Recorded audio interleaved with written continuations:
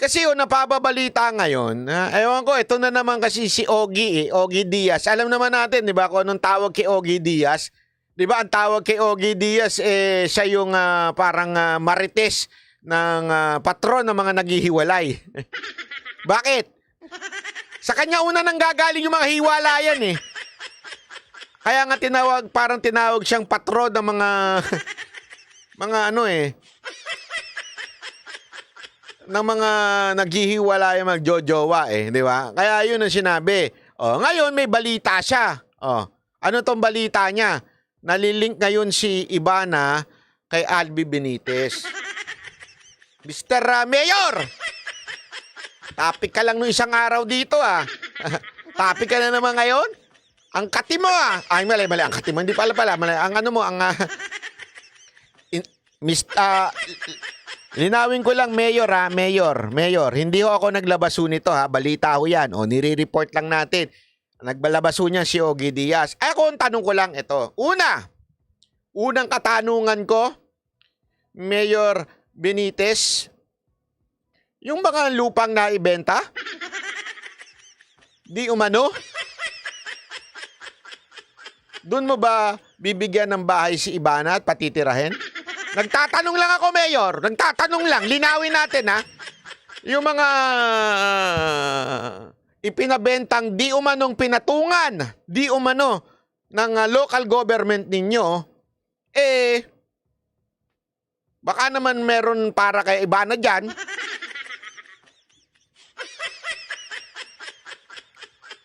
Pangalawang tanong, Mayor Benitez. May asawa kayo, di ba?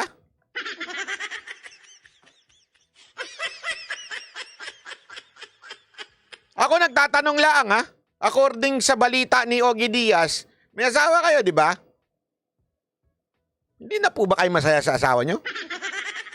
Hindi, ako nagtatanong lang.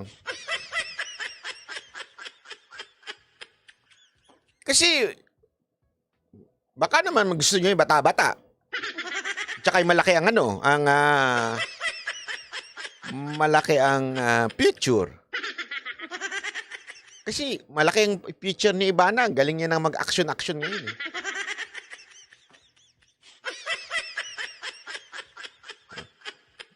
Mayor Benitez, mahilig ba kayo sa malaki ang future? Malaki kasi ang future. Uy, huwag kayong bastos. Ang bastos yun naman. Malaki yung future ni Ivana. Si Ivana ho kasi ang ganda ng kanyang takbo ng karir. Kaya malaki ang kanyang hinaharap. Linawin lang natin. Future sa buhay, karir. Pangatlong tanong. Wala bang pwedeng, kung sakasakali na totoo itong balitang binabalita ni Ogie Diaz, ako nagtatanong lang ako sa mga abogado. Meron bang abogadong nanonood dito? Baka naman may nanonood na abogado dito. Ang isa bang mayor, hindi, not particular si Benitez ang mayor ba pwede magkaroon ng kabit? Ako nagtatanong lang. Hindi ko sinasabing si mayor ito Hindi ko sinasabing si Mayor Benitez ito. Tinatanong ko lang naman sa mga abogado dyan, ng isang public servant ba, halimbawa, congressman o kaya mayor, pwede ba sila magkaroon ng kabit? Ako nagtatanong lang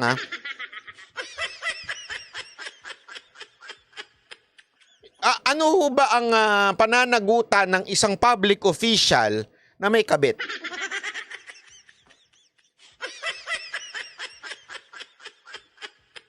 Ulitin ko wala po ako sinasabing si Mayor Albi Benitez yun. Ang nagbabalita po niyan si Ogie Diaz, hindi po ako. Ako, yung generic lang yung tanong ko. Pag ang isa bang public servant, mayor, congressman, senador, may kabit, meron bang pananagutan ito sa ating batas? Kasi parang alam ko meron Kasi meron tayong tinatawag na, di ba, yung ang public servant dapat mataas ang dignidad, ganyan-ganyan, di ba? Basta hindi mahuli, boss. Anong mahuli? Mahuling nakapatong? Yan, sabi ni Diego Latigo, meron betrayal of public trust. Anong trust yan? Linawin mo kasi, Diego. Ano ba ang trust yung sinasabi mo? tiwala ng publiko. Yun, linawin mo. Hindi ka malinaw eh. Mamaya ako na naman ang mapahamak dyan eh. Chocolate.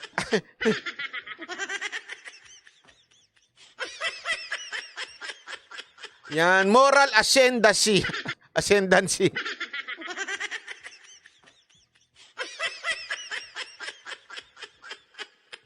Yan ang ano natin. Kasi, alam mo, concern eh. Kaya alam mo ba kung bakit ang isang public servant ay napaka-importante na mataas ang dignidad, ang kanyang moral ascendancy. Kasi, basta, kung ano man moral yan. Di ko alam kung ascendant o descendant. Dapat mataas ang kanyang moral standard. It is because namumuno siya. Di ba? I mean, kung ikaw, halimbawa, hindi ko sinasabing si Mayor Benitez to, hindi ko sinasabi ha. Kung halimbawa, ikaw, marami kang kabit. Halimbawa lang, marami kang bet ka dyan. Saan mo kukunin yung pera para tustusan ng mga bet ka mo?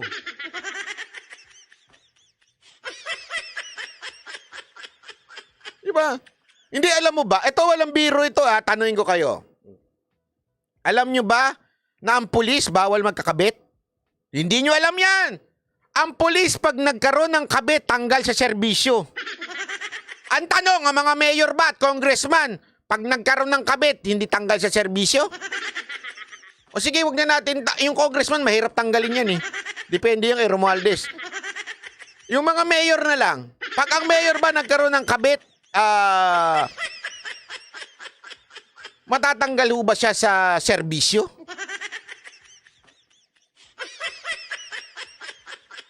Paano din boss yung suki sa KTV na lagi dumadaan sa likod? Depende kung anong katungkulan na. Kung medyo mataas-taas na, mahirap na. Walang ethics committee yung mga mayor eh.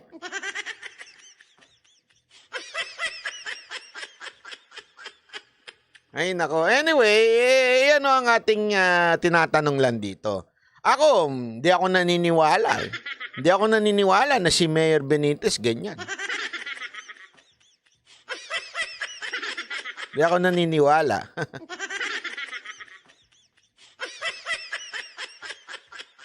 Kasi sabi naman sa akin ni Ivana, baby, wag ka maniwala. Baby talaga.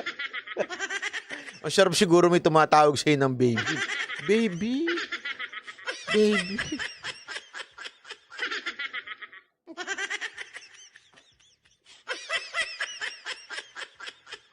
Buti na lang ako celibacy, no?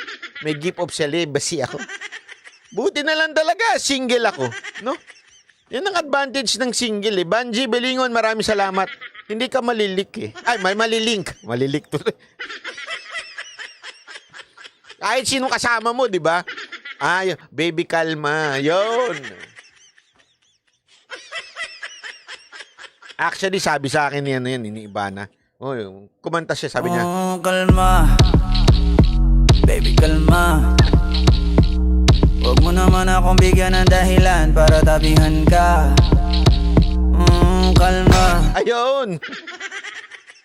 Baby, kalma pala.